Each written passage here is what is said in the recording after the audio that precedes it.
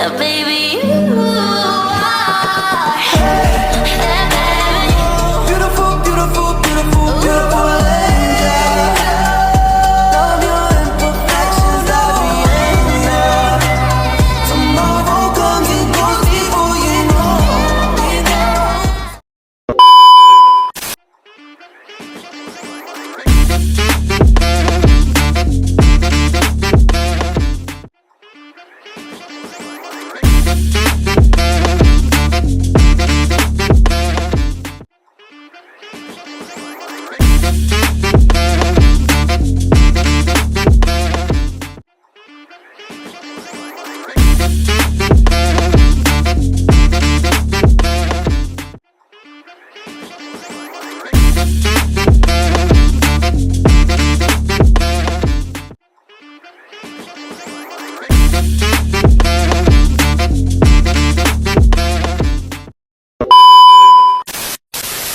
Bagaimana asal-usul UMKM ini berdiri?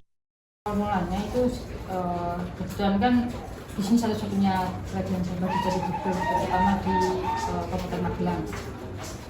Terus untuk gabahnya itu udah turun-temurun dari nenek moyang. Untuk usahanya itu baru, kalau untuk usaha wisatawan itu di dusun ini baru sekitar mulai tahun 2010-an baru untuk ada yang mulai ada paket edukasinya. Tapi kalau dulu mereka udah bikin gradanya ya dari dulu untuk kerajinan yang seperti alat rumah tangga. Bagaimana asal tradisi gerabah? Kalau sejarahnya cerita dari mbak dulu itu mulai dari kerajaan Ganggamplang atau kerajaan Mataram kuno sebelum ada Candi Borobudur. Karena kan di Candi Borobudur itu ada relief yang menggambarkan tentang pembuatan gerabah.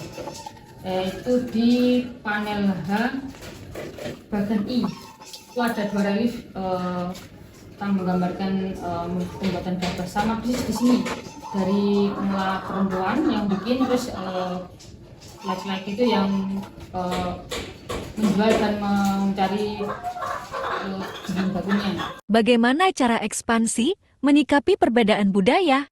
Kalau untuk wisatawan, kebetulan itu wisatawan itu yang awal mula buatan lengkap kerja aneh. datang ke sini itu mah kebetulan yang turis manca. Awal mulanya itu dari tahun sekitar tahun 2000-an 2003 2004 kan di Candi Borobudur itu masih ada namanya paket sunrise di Candi. Nah itu biasanya ada tour guide-nya masing-masing. Kalau untuk wisatawan manca biasanya mereka akan keliling di Candi itu dan menerangkan tentang relief-nya. Kemudian ada relief itu tersebut di sana dan mereka tanya masih ada enggak. Mereka langsung masih ada di tempat ini. Setelah sunrise mereka datang ke sini. Kalau dulu cuma lihat-lihat dulu, lihat-lihat. Kalau dulu kan masih rombongan banyak, lihat-lihat keliling, terus anak-anak juga antusias untuk nyambut kayak gitu. Baru mulai awal dari 10-an itu baru kita terbuka untuk menangkap. Kalau terus kayak datang sini cuma datang kan nggak ada apa-apa. Kalau nangkapnya itu kita bikin gimana terusnya itu di sini kita dapat uangnya. Jadi mulai di situ kita mencoba untuk bikin paket wisatanya di situ. Bagaimana cara bertahan dan apa yang membedakan dari UMKM lain? Kebetulan kita nggak ada persaingan. Kalau ada yang kesulitan untuk wisatawan kita bantu. Soalnya kalau di sini kan nggak ada karyawan juga.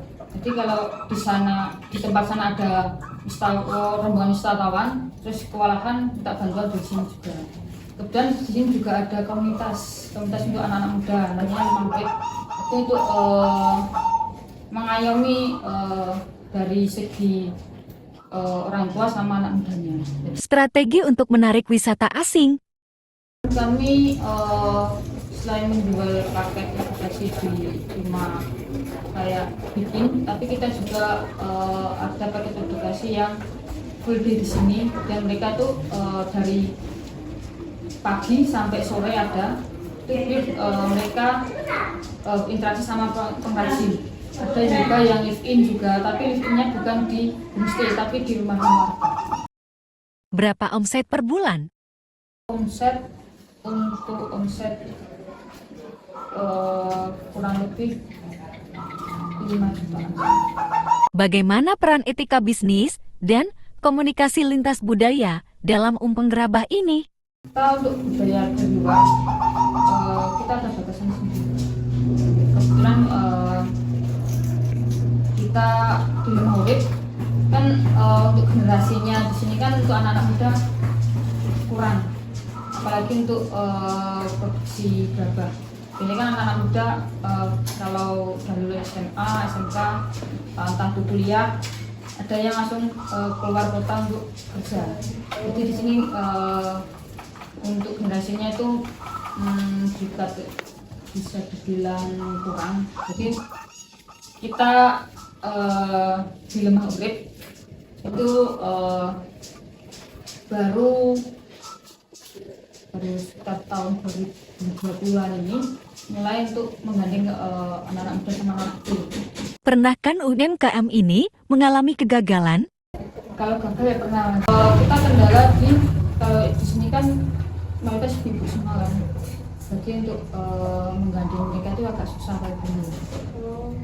Soalnya kan masih muda, terus gandeng anak gandeng ibu kan susah. Sempat tahun 2017 kita mencar. Saya masih di sini di Gerabah, teman saya ada di pemerintahan desa, terus teman saya lagi di travel agent ngembangin itu, terus kumpul lagi di 2019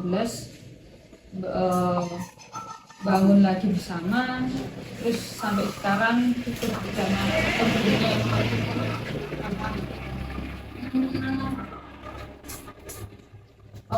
untuk gandeng buku juga, anak-anak juga, sama untuk selain melestarikan budaya ini, kita juga untuk mengembangkan pariwisata lainnya, pariwisata. Terutama kan kalau untuk Gerabah, mau ibu-ibu kan cuma bikin alat rumah tangga dan harga yang murah kayak gitu, kan kita mau meningkatkan harganya agak susah. Jadi kita lebih gencar ke pariwisata. Apakah UMKM ini terkena dampak dari pandemi COVID-19? Kebetulan untuk di Gerabah, kalau wisatawan tuh tutup total, tapi untuk orderan kita masuk ke kewalahan. Iya.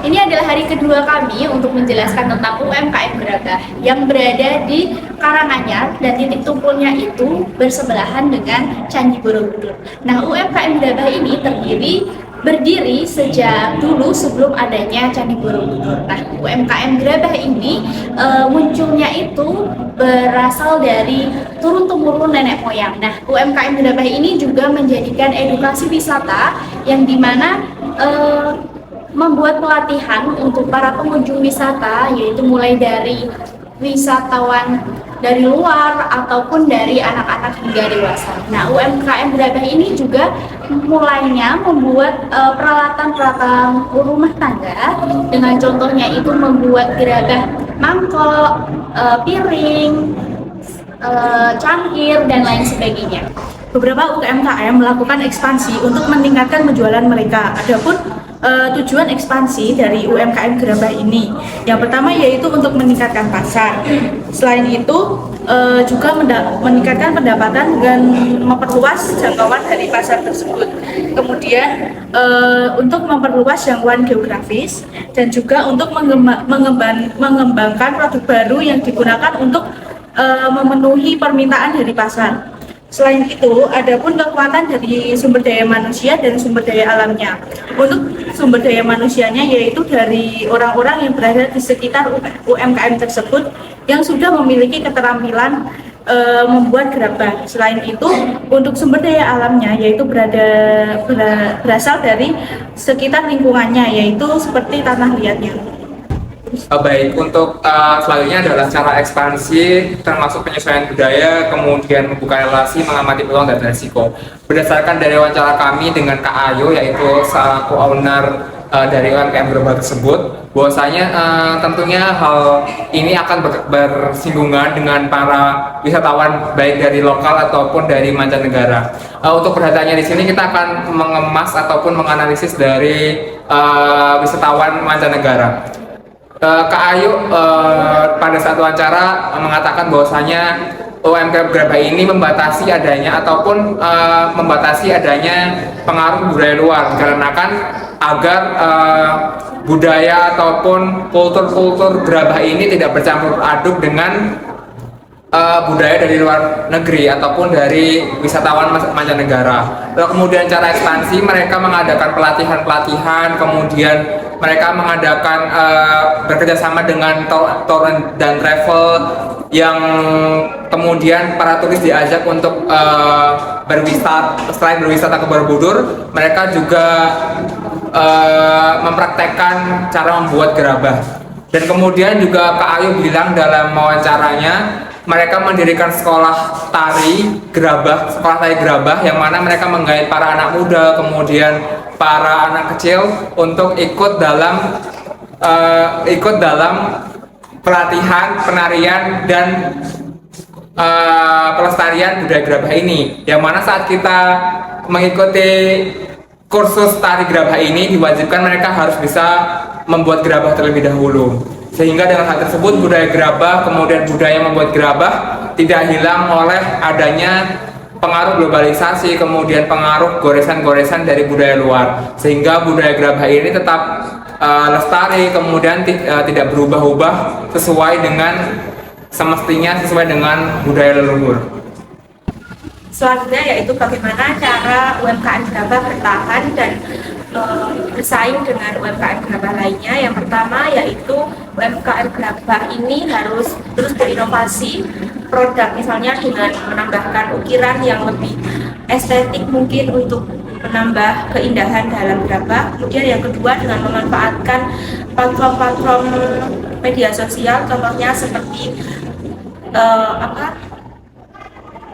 seperti platform e-commerce untuk menjangkau pelanggan lebih luas lagi. Kemudian yang ketiga yaitu ikut berpartisipasi dalam pameran atau expo untuk menarik pelanggan agar lebih luas lagi. Kemudian yang keempat dengan menjalin hubungan dengan pengrajin gerabah lainnya untuk menambah pengetahuan dan pengalaman untuk pembuatan gerabah ke depannya. Oke, selanjutnya peran etika bisnis dan komunikasi lintas budaya sangat penting dalam pengelolaan usaha kecil UMKM dalam bidang kerajinan gerabah. Saat etika bisnis, reputasi dan kepercayaan, menerapkan etika bisnis yang baik membantu membangun reputasi yang baik dan kepercayaan di antara pelanggan, pemasok, dan pemangku kepentingan lainnya. Ini penting untuk keberlanjutan bisnis jangka panjang. 2. Kepatuhan terhadap hukum dan peraturan. Etika bisnis melibatkan kepatuhan terhadap hukum dan peraturan yang berlaku. Hal ini termasuk memastikan bahwa produk yang dihasilkan memenuhi standar kualitas dan keamanan yang diterapkan. 3.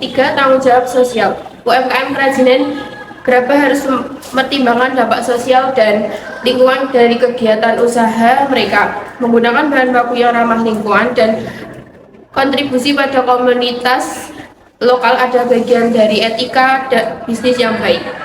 4. Pengelolaan transparan. Transparan dalam operasi bisnis dan pengelolaan keuangan membantu mencegah praktik korupsi dan penyalahgunaan wewenang serta menciptakan lingkungan kerja yang sehat dan produktif.